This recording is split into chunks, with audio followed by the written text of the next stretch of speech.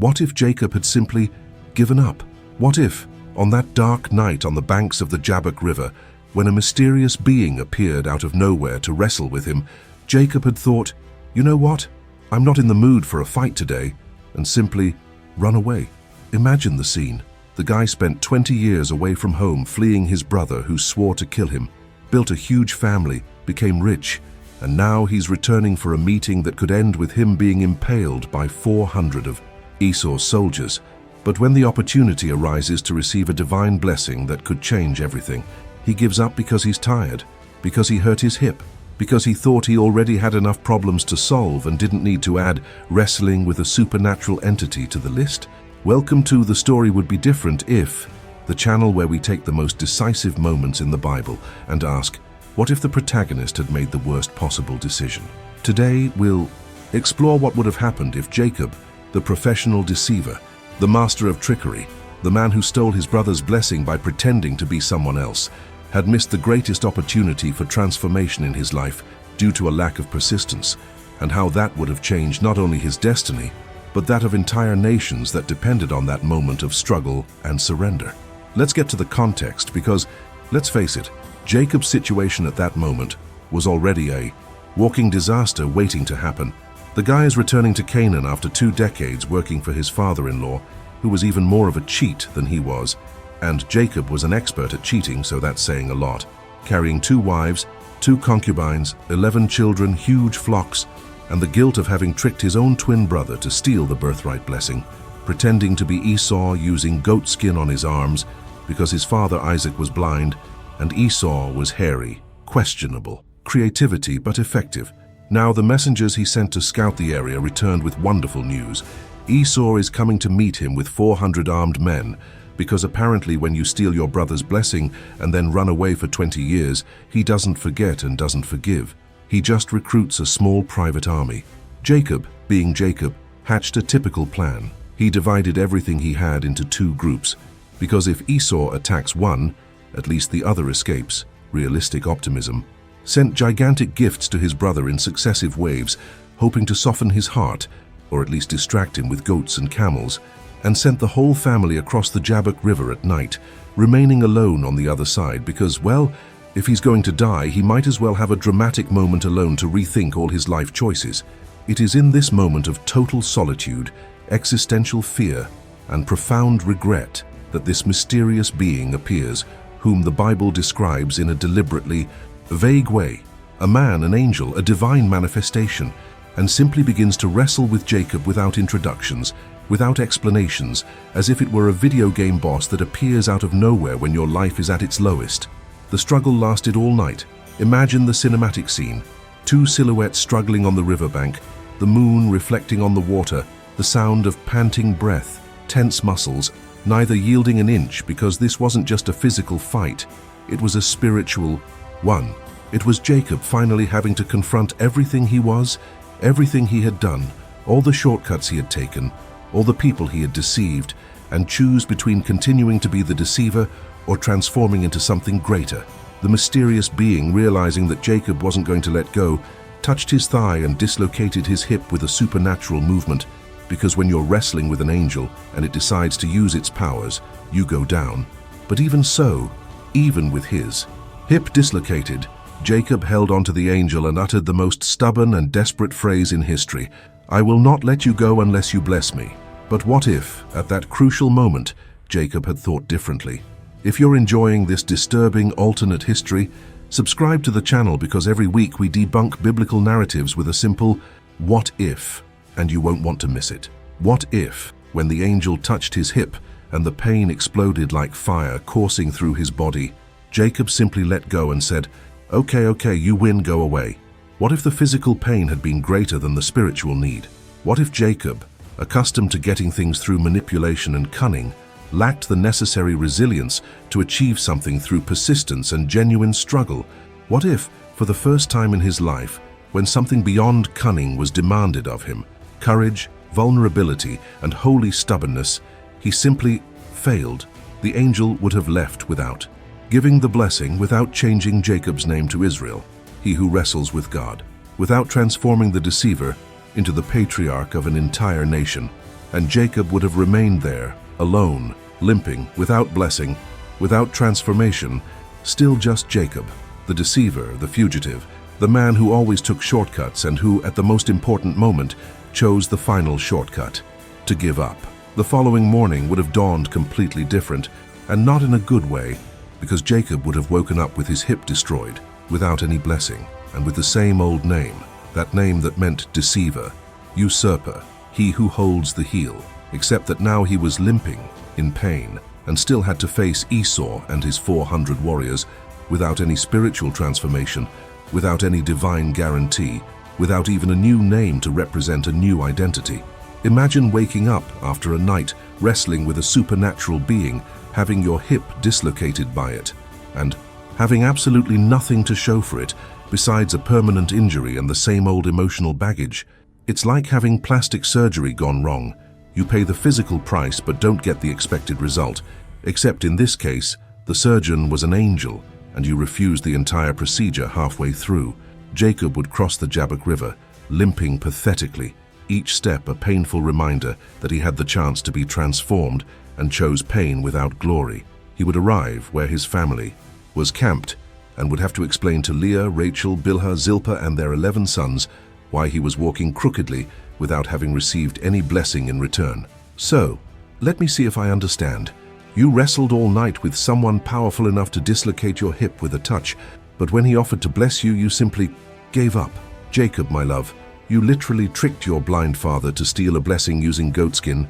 You worked 14 years for 2 wives because you were deceived by your father-in-law. But when a legitimate blessing appears offered by a divine being, you decide to develop humility at that very moment. Raquel would probably have looked at him with that expression of deep disappointment that only wives can make. That look that says, I can't believe I married this man without needing to utter a single word. But the real problem wouldn't be the family shame. It would be the fact that Esau was arriving and Jacob had no more trump cards up his sleeve besides the gifts he had already sent and the excuses he had prepared. No spiritual transformation, no change of identity, no divine mark that in the original story made Esau realize that something had changed in his brother. In the original script of the story, when Jacob meets Esau, he bows 7 times to the ground, a diplomatic protocol of the time to demonstrate total submission, and Esau runs to him, embraces him, kisses him, and cries. A moment of reconciliation so unexpected and profound that it can only be explained by the transformation Jacob underwent the previous night, by the blessing he received, by the new name he carried. But in this alternate reality, where Jacob gave up the fight, Esau would see the same person who deceived him 20 years ago, only now limping and clearly weakened, and all that pent-up anger of 2 decades would finally have the opportunity to manifest itself without any divine intervention to soften his heart. The scene would be cinematically brutal. Jacob advancing towards Esau, bowing 7 times as planned, each bow an agony in his hip, sweat streaming down his face not only from the desert heat, but from absolute panic, and Esau stopping about 10 meters away with that look of, seriously, you thought some goats and camels were going to make me forget that you stole my blessing and destroyed my relationship with our father? The 400 men behind him wouldn't be there to escort him. They would be there to execute him. And Jacob would realize too late that all his cunning, all his manipulative skills, all his elaborate plans were worthless compared to the genuine transformation he rejected on the banks of the Jabbok. Esau would probably say something like, you sent messengers saying you're my servant, that all this is a gift for me, that you want to find favor in my eyes. 20 years, Jacob. 20 years you had to think about this, and you only remembered to treat me with respect when you found out I was coming with an army. Do you really think I came here to accept your excuses? And here's the crucial point that many people don't realize about that night of wrestling with the angel. It wasn't about Jacob proving his physical strength. It was about him proving his ability to persevere when everything indicated that he should give up. It was about him finally fighting for something honestly instead of getting it through cheating. It was about character transformation through the holy stubbornness of not letting go of the blessing even when it hurts. Without going through that, Jacob would remain just a skilled strategist but spiritually immature. And when you're facing someone who has every reason to destroy you and every resource to make it happen, strategy without transformation is just a plan doomed to failure, waiting to materialize in the worst possible way. If you're realizing the magnitude of the tragedy that this giving up would be, leave a like, because this channel is supported by people who understand that sometimes the best story is the one that almost happened, but thankfully didn't. The encounter between the brothers would have quickly degenerated from tense to violent, because Esau was no longer the impulsive young man who sold his birthright for a bowl of lentil stew. He had spent 20 years building power, wealth, and a private army, probably mentally rehearsing all the ways he wanted to make Jacob pay for what he had done, and now he finally had. The perfect opportunity, because Jacob was vulnerable, wounded, without visible divine protection and completely at his mercy. Jacob's family strategically positioned behind him in order of preference, the maidservants and their children in front, Leah and her children in the middle, Rachel and Joseph last because they were the favorites and theoretically had the best chance of escaping if everything went wrong, would have watched in horror as Esau ordered his men to surround the entire group, cutting off any possible escape route, because when you have 400 soldiers and your enemy is limping along with 11 children and 4 women, it doesn't take much effort to ensure that no one gets anywhere. Jacob would try to negotiate, of course, because negotiating was what he did best. He would offer more gifts, promise anything, use all the smooth talk he honed in 20 years dealing with Laban, the master deceiver, but words without transformation are just desperate noise, and Esau, looking into his brother's eyes, would see the same manipulative person as always, only now weakened and trying to use the same old tactics in a situation where tactics no longer work. "You haven't changed at all, Jacob," Esau would say, in that voice of someone who finally understood that some people simply have no redemption because they choose not to. "You're still the same deceiver who put goatskin on his arms to pretend to be me. You're still the same coward who fled in the middle of the night, and now you're here, wounded, pathetic, thinking that some animals and pretty words will erase 2 decades of betrayal. They won't, brother, definitely not." And what would happen next would be the total collapse of everything Jacob had built, because when you reject divine transformation and still have to face the consequences of your past mistakes, there is no plan B good enough to save the situation. Esau would order his men to confiscate all the flocks Jacob had sent as a gift, all the animals he brought from Haran, all the wealth accumulated in 20 years of hard work under the scorching sun, tending the sheep and goats of his deceitful father-in-law, and Jacob would watch helplessly as his material prosperity evaporated before his eyes, because power without divine blessing is just a temporary illusion waiting to be undone by someone with even more power. Jacob's wives would be in total panic. Leah would scream something like, "I warned you that marrying you would cause problems, but no, you had to deceive me on our wedding night, thinking I wouldn't find out you really wanted my sister." Rachel would cry, holding Joseph tightly while protectively thinking, "My father deceived me by giving you my sister. You deceived me by making me wait 7 extra years. And now we find out you were also deceived by an angel you let go without a blessing. This family is literally a festival of deception, and nobody learns anything from anything." Jacob's sons, seeing their father publicly humiliated, limping without spiritual authority, without any mark of divine transformation to legitimize him as a leader, would begin to question everything. Reuben, the impetuous firstborn, would think, "Is this the man who should lead our family? Is this the patriarch who supposedly carries Abraham's promise?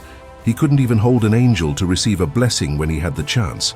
And Simeon and Levi, the violent brothers who in the original future would massacre an entire city to avenge their sister's honor, would see in their father only weakness and resignation, planting seeds of disrespect that would grow into trees of rebellion, because children who do not see transformation in their parents do not learn about character.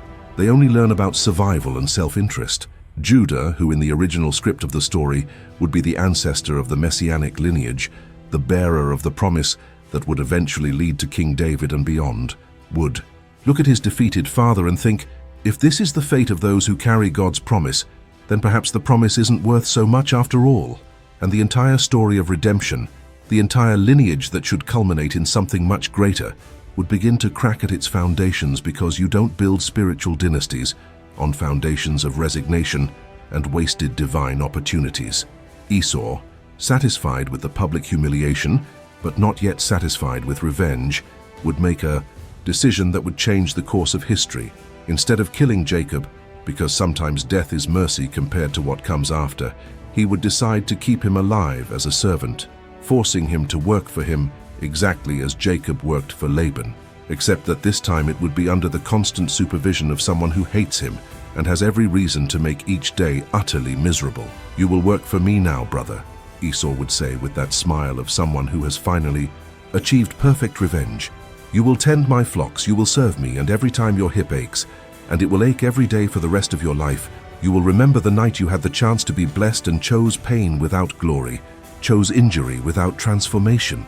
Jacob would be taken to Seir, the land of Esau, along with his entire family, but not as a reconciled relative, not as a brother returning home, but as property, as a living trophy of Esau's vengeance, a constant reminder that deceivers are eventually deceived by their own cowardice. The promise made to Abraham and Isaac, that divine covenant that through Jacob's descendants all nations would be blessed, would remain suspended in a disturbing theological limbo, because how can God fulfill promises through someone who rejected transformation, who gave up when tested, who chose temporary relief instead of eternal blessing? Jacob would continue to have children, eventually reaching 12, because biology doesn't stop because of a bad spiritual decision. But these children would grow up not as princes of a promised nation, not as bearers of a divine covenant, but as the children of a servant, as descendants of a man who almost became a patriarch, but gave up at the crucial moment, and their entire identity would be built on this foundation of almost. We were almost Israel. We were almost chosen. We were almost blessed. But our Father released the angel, and all that remained was the almost. There would be no nation of Israel, no chosen people with that name, no 12 tribes as we know them, and the entire divine plan would have to be reconfigured in a way that, frankly, no one knows how it would work, because when you tamper with a fundamental piece of the biblical narrative, the domino effect is so absurd that you could write volumes and volumes of alternative theology trying to explain it. Joseph, who in the original script would be sold by his brothers to Egypt and eventually become governor and save his family from famine, in this reality would grow up as the son of a servant in Seir, probably herding Esau's sheep, having prophetic dreams that would lead nowhere, because when you are the son of a servant who rejected divine transformation, your dreams are not interpreted as prophecies. They are interpreted as delusions of grandeur of someone who needs to accept their social position and stop dreaming of colorful robes and sheaves of wheat bowing down. Joseph's brothers, instead of developing jealousy that would culminate in his sale, which paradoxically was part of the divine plan of salvation, would only develop collective resentment against the father who put them in this situation of servitude because he gave up fighting when he should have persisted, and the family that should be the foundation of nations would be just another dysfunctional family working for the rich uncle while the patriarch limps through the fields remembering daily the night that changed everything by changing nothing. If this alternate reality is making you uncomfortable, and it should be, share this video because sometimes people need to see how close the story came to going completely wrong to appreciate the fact that it didn't. But the impact wouldn't stop with Jacob's family, because history is like a spider's web where each thread is connected to all the others. Without Jacob's transformation into Israel, without the Israelite nation, without the exodus from Egypt that would never happen, because the family would never go to Egypt in the first place, the entire narrative of liberation, the entire revelation of the law at Sinai, the entire conquest of Canaan would simply evaporate like a mirage in the desert. Moses would never be born, or would be born as an ordinary Egyptian without a divine mission of liberation, because there would be no people to liberate. And that iconic moment of the burning bush where God reveals himself saying, "I am the God of Abraham, the God of Isaac, and the God of Jacob," would have a giant asterisk saying, "Well, about that last one, we had some technical problems related to giving up and lack of persistence, so let's skip that part." Moses would never have been born, or he would have been born as an ordinary Egyptian without a divine mission of liberation, because there would have been no people to liberate. And that iconic moment of the burning bush, where God reveals himself saying, "I am the God of Abraham, the God of Isaac, and the God of Jacob," would have a giant asterisk saying, "Well, about that last one, we had some technical problems related to giving up and lack of persistence, so let's skip that part." And the entire theology based on the God who doesn't give up on his people, even when the people give up on him, would be compromised. Because how do you build a narrative of divine faithfulness on the foundation of a patriarch who literally released the blessing when things got tough. The 10 plagues would never have terrified Pharaoh. The Red Sea would never have parted in one of the most cinematic moments in human history. The 10 Commandments would never have been delivered on stone tablets atop Mount Sinai, and the entire legal, moral, and spiritual structure that influenced entire civilizations simply wouldn't exist, because it all began with a man who should have held an angel all night, but chose comfort instead of transformation. Jacob's descendants, growing up as servants in Caesar under the rule of Esau and his heirs, would develop a completely different identity. They would not be the people who left Egypt with a mighty hand and an outstretched arm. They would not sing of miracles in the desert or manna falling from heaven. They would not have stories of the walls of Jericho collapsing to the sound of trumpets, or of giants being defeated by shepherds with slings. Instead, their stories would be about that ancestor who was almost blessed, about the dislocated hip that became a symbol not of persistence but of giving up, about generations living in the shadow of the most tragic what if in spiritual history. What if Jacob had held on just a little longer, just a few more minutes, until dawn, when the angel would have to give way because celestial beings apparently have a schedule to keep? The entire culture would be built on this melancholy of the almost, on the collective trauma of knowing that their ancestors were inches away from something grand, but retreated at the last second because the pain was real and the blessing was only a promise. And here is the most brutal irony of all. Jacob, the deceiver, the man who spent his entire life seeking blessings through questionable methods, pretending to be Esau, manipulating Laban, always looking for shortcuts and advantages, when he finally had the opportunity to receive a blessing legitimately through honest struggle and genuine persistence, would have given up precisely because this time there was no possible shortcut, no goatskin to pretend to be someone else, no trick to negotiate with. It was just him, his stubbornness, and his willingness to endure pain for the transformation. His entire journey of seeking blessings the wrong way would culminate in the moment when he could seek them the right way, and he would fail precisely because the right way required something he never developed: the ability to persist when it hurts, to hold on when everything indicates to let go, to fight when it would be easier to flee, as he always fled from all the consequences of his actions. Esau himself, decades after reducing his brother to a servant, would look at old Jacob limping through the fields and feel not satisfaction, but a strange sadness, because revenge rarely brings the promised peace. Esau would have everything: the flocks, the power, his brother's family under his control. But looking at Jacob, he would see only a broken man who gave up the only moment that truly mattered, and he would realize that he, Esau, who sold his birthright for a bowl of lentil stew in a moment of weakness, and Jacob, who released an angel because of hip pain, were more alike than anyone would like to admit, both capable of trading the eternal for the temporary, the transformative for the comfortable, the blessing for convenience. Perhaps Esau, in a moment of brutal lucidity, would say to his dying brother, "You know, Jacob, I hated you for 20 years for stealing my blessing, but you gave me the greatest revenge possible by rejecting a far greater blessing when you had the chance. At least I can say I was deceived. You were merely a coward when it mattered." And while Jacob would be dying in Seir, not in Canaan as a blessed patriarch, but as a repentant servant, his last thoughts would be haunted by the memory of that night on the banks of the Jabbok, the moment where everything could have changed, where he could have become Israel, where temporary pain could have transformed into eternal glory. But he chose to let go because in the end, deceivers always find a way to deceive themselves, and Jacob's greatest deception would have been believing that he could achieve transformation without going through the difficult part of transformation. There would be no tomb in Machpelah where Abraham and Isaac were buried, no patriarchal funeral where nations mourn. There would only be another servant being buried in a foreign land with an invisible epitaph that would say, "Here lies Jacob, who almost became Israel, who almost changed history, who almost held the blessing, but in the end was just another man who gave up when he should have persevered." But here's the final point that needs to be absolutely clear. This whole tragedy, this complete collapse of purpose and promise, this destruction of future generations didn't happen because in the original script of the story, Jacob didn't let go. Even with his dislocated hip, even with the excruciating pain, even without fully understanding who he was fighting or why he was fighting, he had the holy stubbornness to say, "I will not let you go unless you bless me."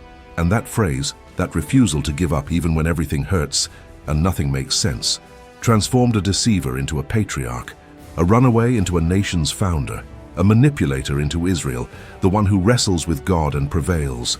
The lesson isn't about never making mistakes. Jacob made several. It's not about being perfect. He was far from tatis. It's about persisting in the crucial moment when transformation is offered, but the price seems too high. It's about holding on to the blessing even when your body is screaming to let go. It's about understanding that sometimes God pushes us to the limit, not to break us, but to show us that we are capable of more than we imagined, and that the best blessings always come after the hardest struggle. So yes, Jacob wrestled with God and won, but the true victory wasn't over the angel.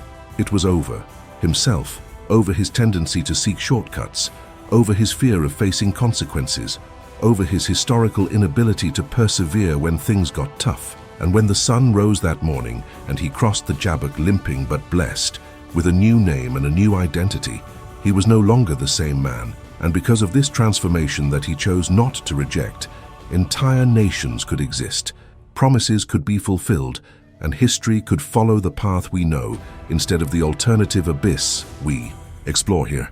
Now tell me in the comments, would you have held on to the angel even with a dislocated hip, or would you have let go like Jacob in our alternate story? And if you've made it this far, subscribe to the channel because we do this every week. We take stories you know and show how close they came to going completely wrong, making you appreciate even more the fact that they didn't. Until next time. And remember, sometimes the greatest blessing comes after the greatest pain, but only if you don't let go.